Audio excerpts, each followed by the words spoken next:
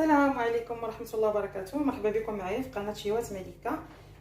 اش اخباركم البنات؟ لاباس عليكم؟ كلشي بخير. اليوم جيت نحضر معكم واحد الوصفه اللي كتجي ديال الحوت، كتجي في الفران بالشرموله ديالها وبالخضره وبالفلافل كي كتشوفوا.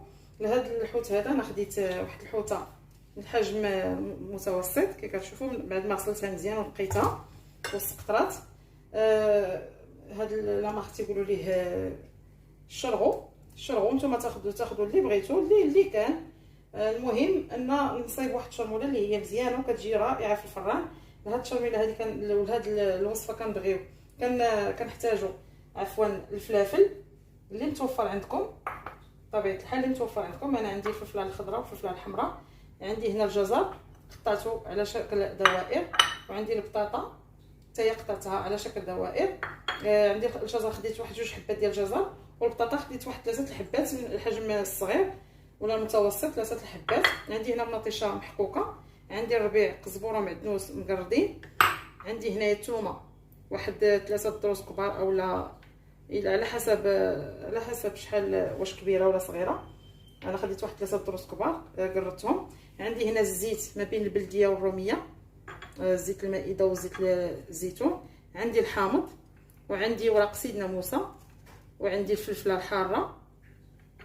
وخديت هنايا من التوابل، خديت الملحه والكمون والفلفل الاحمر والفلفل الاسود اللي هو البزار والتحميره والكمون والملحه. دابا ندوزو على بركه الله الطريقه ديال كيفاش غنشرملو هاد الحوته. هنايا جانبا غادي ناخذ بحال هكا كتشوفوا، غناخذ الربيع قرد، غناخذ منه قياس نشرملو الحوته ديال الاولى. كنزيدو عليها الثومه، نص ديال الثومه كتشوفوا بحال هكا، وناخذ التوابل ديالي، شويه من الملحه، شويه من البزار، شويه من الفلفل الاحمر بهذا الشكل هذا، وشويه من الكمون.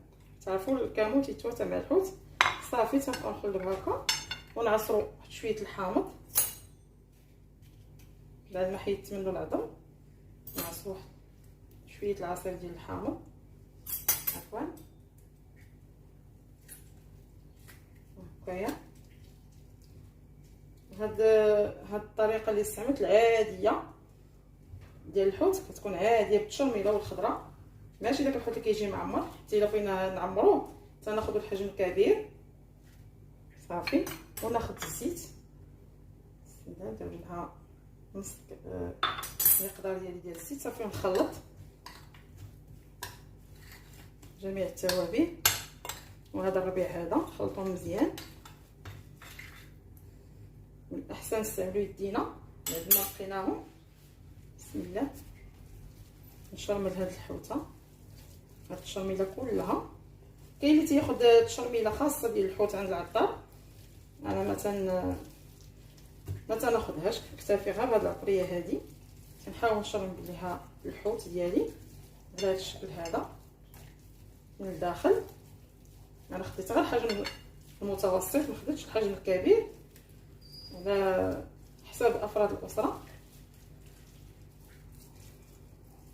بغيت نتقاسم معكم هذه الوصفه هذه كي كتشوفوا على هذا الشكل. من بعد ما شرملتها مزيان كي كتلاحظوا ها هي اش كتبان لكم صافي. تناخذ واحد الطبسيل ونحط فيها الحوته باش نشرمل هاد الخضره حتى هي باش تجي من التحت التفريشه ديال الخضره بالشكل هذا.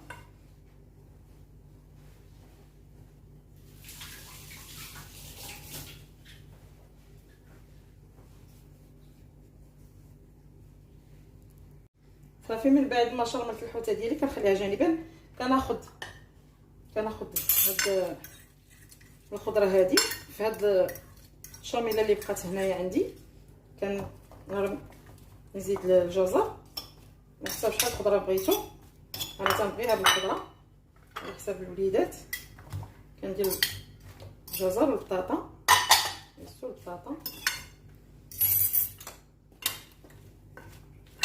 تنحاول نشرملهم غير شويه لان مازال غادي ندير مطيشه مع الشرموله.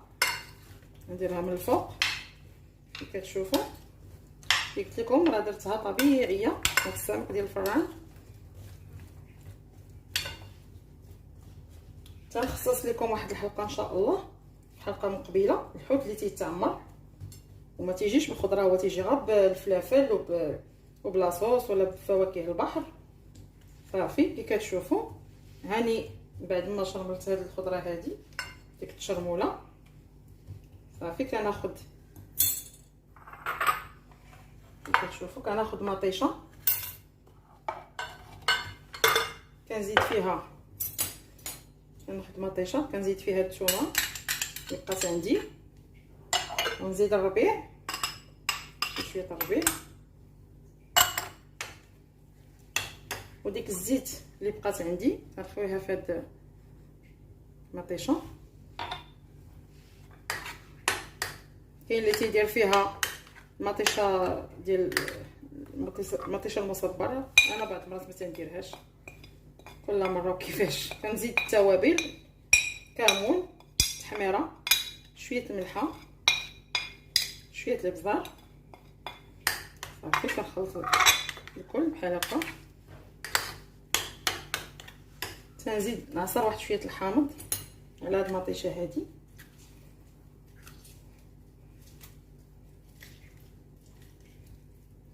كي كتشوفوا نعصر هاد الحامض تيتواتى مع الحوت. حامض معروف في الحوت، الا ما كانش الحامض ما كاين والو. صافي بغيتو تزيدوا مازال من الفلفل الاحمر على حسب الاختيار ديالكم. انا ما تنكثرش بزاف، على علم انا الحوت ملي كتكثر ليه التوابل بزاف تيجي باسل. من الاحسن تستافدوا من المذاق ديال الحوت، ما نكثروش ليه التوابل بزاف. كي كتشوفوا غادي نجي هنا، غادي ناخذ هاد لاصوص هادي، كنحاول نبسطها فوق من هاد الخضره بشويه، حيت هي اللي غتطلق لينا الماء ويطيب هاد الحوت هذا وهاد الخضره باش طيب. لا بدا هاد المطيشه بحال هكا على هاد الشكل هذا. صافي وتنخلي النصف الاخر حتى كنزيد شويه الفلفله، ونخلي باش نزوق من الفوق، وندير عاود الفلفله خضراء. الفلفله كتطلق الماء باش يطيب فيها، ما كنحتاجوش مازال نديرو حنا الماء لا والو. هاد الفلفله وهاد لاصوص ديال المطيشه كفايه. صافي هاد الفلفلات غنخليوهم حتى الفوق، نذوق بهم الفوق، وكناخذ الحوته ديالنا كي كتشوفوا على هاد الشكل هذا. صافي نحاولوا نبسطوا شويه د لاصوص ديال المطيشه من الفوق.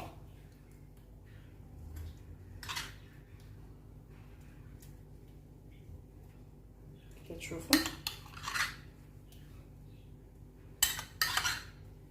هي اللي غتطلق لينا الماء كي قلت لكم.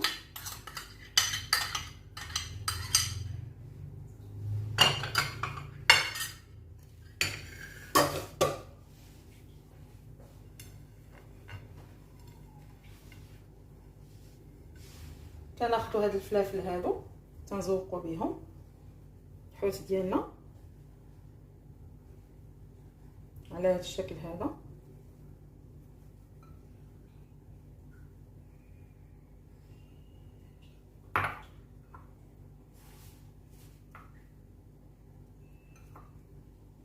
عندنا الفلفله الحمراء والخضراء، واللي عنده الصفراء علاش لا، اللي متوفر عندكم البنات في الدار كلشي مزيان، ولا عندكم غير الخضره تكتفوا بالخضره بوحدها.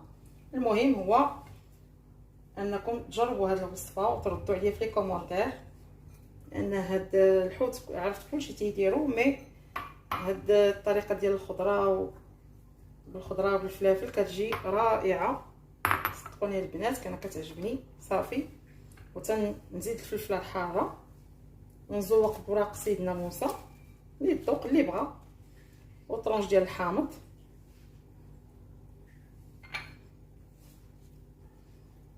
طرونج ديال الحامض على هذا الشكل هذا،